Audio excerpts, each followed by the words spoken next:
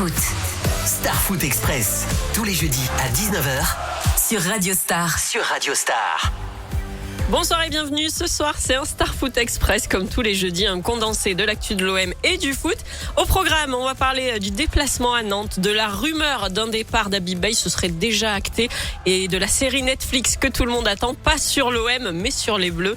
Et pour en parler ce soir à mes côtés, j'ai Amar et Guillaume Tazé-Pietri. Salut les garçons. Salut, en forme? Ça Très va, bien. moi ça va et vous, ça va? Ouais, en pleine forme. Ouais, ça va. Ça va, on est content. Eh ben c'est parfait.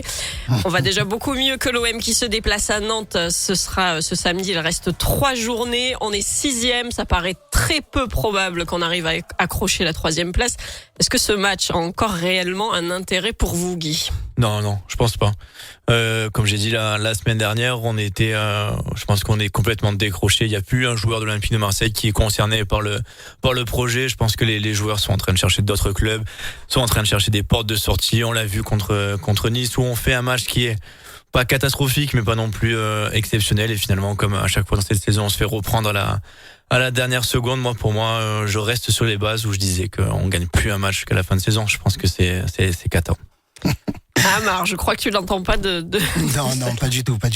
Non, de toute façon, là, c'est très important. On a un calendrier assez favorable par rapport à nos adversaires.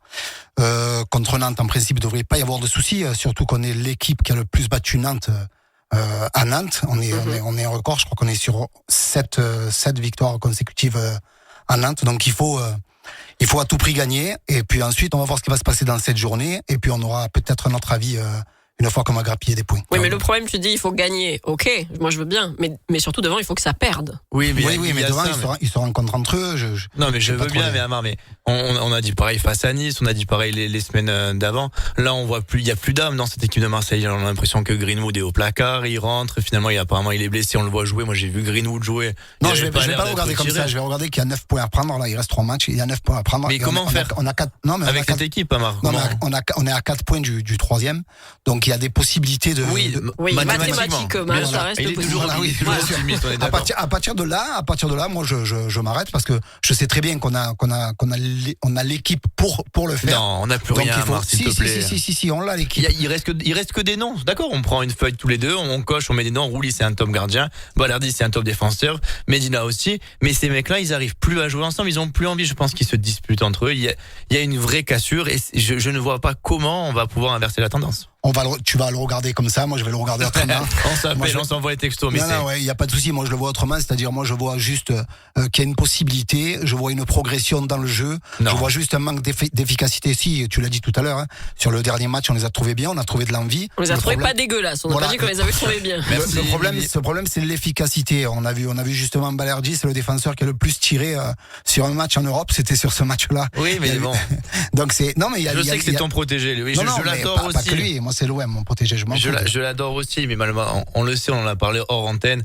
C'est ces dernières minutes avec le blason et le logo de l'Olympique de Marseille. Là, on est sur la fin de sa carrière marseillaise. On est d'accord. Enfin, à un moment donné, plus personne ne peut sentir ce joueur sauf toi. On sait qu'à la prochaine journée, il y a Lens qui va à Nice. Donc c'est aussi mais Nice, à part nous accrocher, ils avancent plus. Et d'un coup, ils nous accrochent nous. Lens, ils vont les massacrer. Et ils sont en finale de Coupe de France quand même. C'est une équipe qui a battu Strasbourg. C'est une équipe qui peut gêner beaucoup d'équipes. Je crois que la stat c'était 2 victoires. Bon, là, de toute façon, on n'est pas concerné. Ils sont 2e. Donc, oui, mais Nice, 2 victoires sur 20 matchs en Ligue 1. Et ils viennent faire un match nul chez nous. Enfin bon, moi je n'y crois plus. Moi j'y crois. D'ailleurs, il y a beaucoup de gens qui sont de ton avis, Guy, parce que je lis un petit peu partout sur les réseaux sociaux, notamment qu'entre les histoires au club, les résultats qui suivent pas, le logo qui est dégueulasse, ils disent tous, cette saison, c'est la plus pourrie de l'histoire de l'OM. Bon, je suis pas tout à fait d'accord, mais c'est une des plus pourries quand même. Ils oublient la saison Michel. C'est ce que j'ai dit, rappelez-vous, il y a quelques semaines. Vous m'avez dit, oui, tu as la mémoire courte, mais j'ai l'impression de voir... Alors je pense qu'on est déçus aussi. On est beaucoup déçus parce que en début de saison, on était là, oui, on va faire une grande saison. On a failli gagner le trophée des champions. Enfin, il y avait plein de trucs. Ça aussi, Amar. Peut-être que après à la fin de la saison, peut-être qu'on dira finalement ça en est bien sorti. Non, parce que non, 6e, tu t'en sors pas bien, tu es l'OM quand même. Ah, mais si on est 3e. Oui, bien sûr. Amar, tu diras quoi si on est 3e? Je dirais bravo. Voilà. Non, donc à partir de là, non, mais c'est vrai, on n'est pas des supporters du résultat quand même. À un moment donné, on a commencé cette saison bien.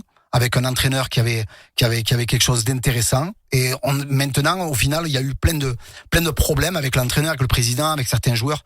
Il y a eu plein de problèmes. C'est vrai que à ce niveau-là, c'était catastrophique. Je pense qu'on est la risée de l'Europe, Marc. Je pense que on va attendre la fin du bilan et puis si tu veux faire un trait comptable on fait des maths à la fin, mais pour moi, c'est une catastrophe. Voilà, ce sera le mot de la fin de cette première partie. On va faire une petite pause. On va continuer après avec Habib Beye qui pourrait partir dès la fin de la saison. On parlera aussi d'une série Netflix qui va bientôt sortir sur les Bleus ou encore de Pablo Longoria. On revient tout de suite après Angel et Justice sur Radio Star. Star Foot, présenté par Émilie Fargier sur Radio Star. Dernière partie de ce Star Foot Express sur Radio Star. Je suis toujours avec Amar et Guillaume Tazé-Pietri. On va parler maintenant d'une rumeur qui circule depuis lundi. Ce serait celle d'un départ d'Habib Beye à la fin de la saison. Ça y est, soi-disant, il est parti. C'est fait. Incroyable. Voilà.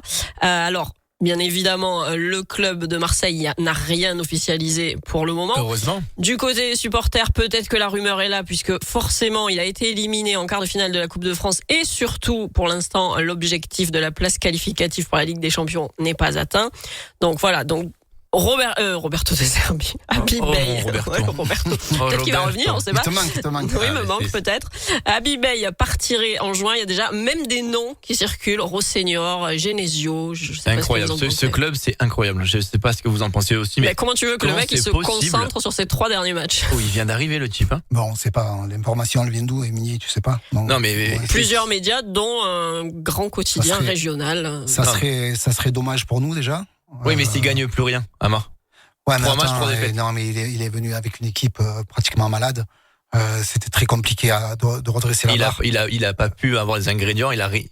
Pour moi, il y a ni de patte à Habib Beye, ni de révélation, ni de changement drastique avec ce coach-là. Moi, s'il perd là, moi, je ne veux plus le voir. Même que j'adore le joueur et l'entraîneur, je le trouve très agréable en conférence de presse. On apprend beaucoup de choses avec lui. Il est vachement ouvert. J'apprécie beaucoup le personnage. Mais si on ne prend pas la Ligue des Champions, ni n'importe quelle coupe où on finit dans les tréfonds du classement, pour moi, c'est hors de question que Habib reste. Ah non, pas pour moi. Non, pas pour moi, pour la simple et bonne raison qu'il est pas coupable de ce qui se passe aujourd'hui. Mais quand même, il faut bien. Tu le sais dans le football moderne, Émilie le sait aussi. Les entraîneurs sont les premiers à qui on va couper la tête. Alors il fallait pas prendre ce personnage-là. Il fallait prendre un pompier de service. Je suis d'accord avec ça. Après, il est pas coupable, mais il y a des entraîneurs qui sont arrivés comme ça dans la saison pour sauver. Par exemple, en a connu. Gasset, Jean-Louis Gasset, arrivé, il a fait des résultats de fou. Avec Habib Beye, force est de constater que ça a pas pris. Quand même. Elle a raison. Une période compliquée en plus où il restait pas beaucoup de journées. Mais regarde comment il se met à dos le vestiaire là avec Abdelli Abdelli, c'est un peu pour moi c'est une cata. J'ai l'impression que ce maillot d'Olympique Marseille est beaucoup trop grand pour lui. Mais regarde ce qui se passe rien qu'avec Greenwood et surtout on en a parlé ici, des confrères aussi en ont parlé. Quand Habib Beye est arrivé à Marseille, on a dit oula, est-ce que ce serait pas la marche un peu trop haute parce que il s'en sort pas à Rennes. De Rennes, il bascule à l'OM, donc pour moi c'est promotion. Et puis d'un coup, il arrive dans un vestiaire où les mecs ont de l'étoffe. Entre Hochberg, Greenwood, il y a des grands noms, j'ai l'impression qu'ils n'arrivent pas à les piloter. Et puis il s'en sort pas à Rennes, et le mec qui prend sa suite à Rennes nous passe devant. Merci, Émilie. C'est quand même hallucinant. Je suis peut-être qu'il est pas innocent aussi du succès de Rennes là en ce moment aussi. Je veux dire, il a quand même fait du travail à Rennes. C'est compliqué, mais à Rennes, il a pas tout perdu. Je veux dire, c'est un entraîneur qui faisait beaucoup de matchs nuls quand il était à Rennes.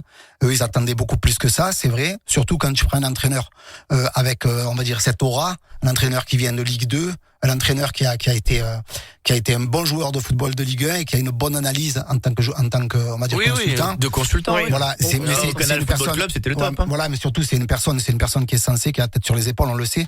En venant à Marseille, je pense que lui il a pris un risque, on l'avait dit déjà, lui a pris un risque et l'OM n'a pas pris vraiment de risque, c'est-à-dire si ça marche pas on le vire et si lui il a pris un risque. Voilà, il peut terminer sa carrière déjà. Moi sincèrement, moi je veux qu'il reste. Moi j'aimerais que ça soit même si je le répète Émilie Amar, même s'il ne prend aucun point sur les derniers matchs, 0. Bah même c'est pas lui le problème. Mais il va nous apporter quoi la saison prochaine? Il a un carnet d'adresse. Il choisira ses joueurs l'année prochaine. Mais qui veut se mettre dans ce bourbier avec Habib ou d'un coup là il a tiré sur l'ambulance? Surtout s'il y a pas de Ligue des Champions. En tout cas, il se fait du mal. Il prend un risque en venant à l'OM. Il prend un risque pour sa carrière. S'il veut avoir une carrière d'entraîneur, il prend un risque.